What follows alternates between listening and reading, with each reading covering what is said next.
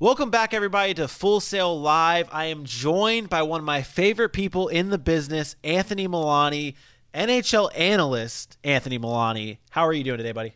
I'm doing all right. I could be better. The NHL right now is, as well as the NBA, they've suspended their seasons for now due to the coronavirus, sending players home. Not much going on right now in the sports world, which that's kind of my life. So right now I'm kind of bored. It's definitely hard times. Now, I have to ask you, with the NHL being on suspension right now, what are you doing to pass the time? Well, I was playing because I play a little bit, but then we shut down too. Right now, to pass the time, I'm on YouTube constantly watching highlight videos. I have a couple of subscriptions to various hockey websites that have been sending like little hockey workouts for me to work on at home. Other than that, and I'm just pacing my house back and forth, waiting for sports to start back up. Because remember, we're in the heat of about to be in the summer. So, right now it's almost like that trifecta right before football season starts where there's nothing. So now we have like an extended period of that. Baseball didn't start. The NBA suspended. The NHL suspended. Football doesn't start for another few months. So right now, things in the Milani household, not going so great. It's definitely a tough time. So what are your thoughts on the playoff format, or what are your thoughts on what do you think the NHL should be doing when it comes back or when it resumes play? Do you think that it should go right into the playoffs, or do you think it should be resume regular season play? So I've heard a few different proposals, most notably the 2014 proposal where a couple teams will get buys and some of the more bubble teams will fight it out for a week. I'm more against that. I think that as long as the season gets back on track by like the middle of May, which right now is really up in the air. I know a couple Ottawa Senators have tested positive for the coronavirus. That might delay things. But as long as the season doesn't get started, in June, I think if we can get it done before June and get the guys back on the ice, teams have already played, most of them, close to 70 games out of the 82-game season.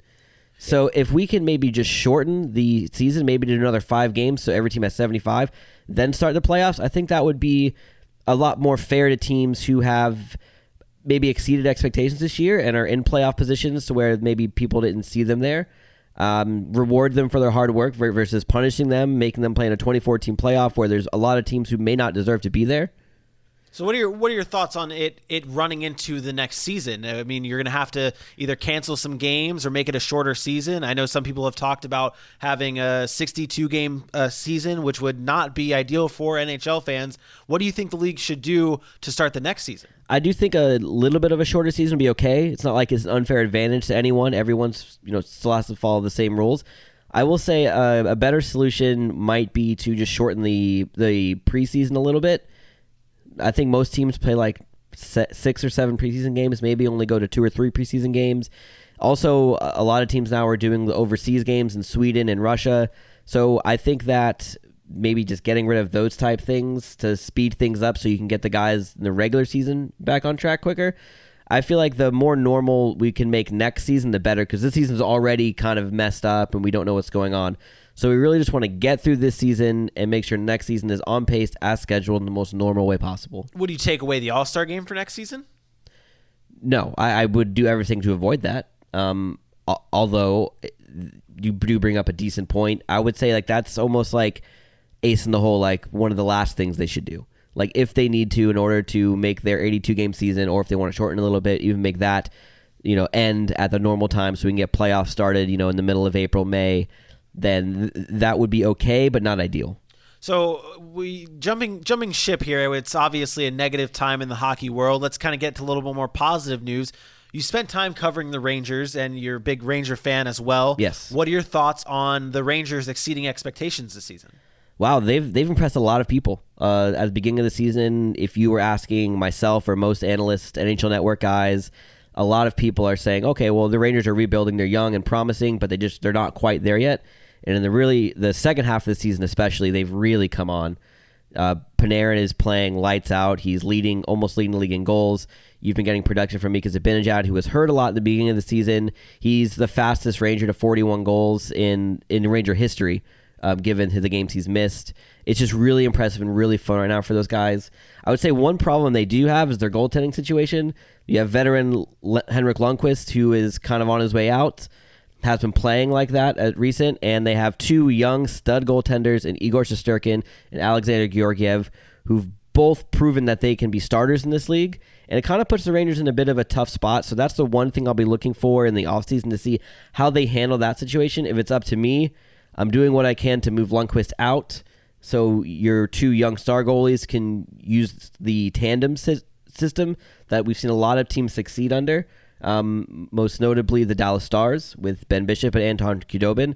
They have a great goalie tandem, and they're at the top of the league. So you see how it works when you have 2 goalies who are capable of playing a decent amount of games that can help your team win. And I think the Rangers are primed to do that. They just have to get rid of Henrik Lundqvist's contract before they can do that, which sounds a bit harsh considering all he's given the organization.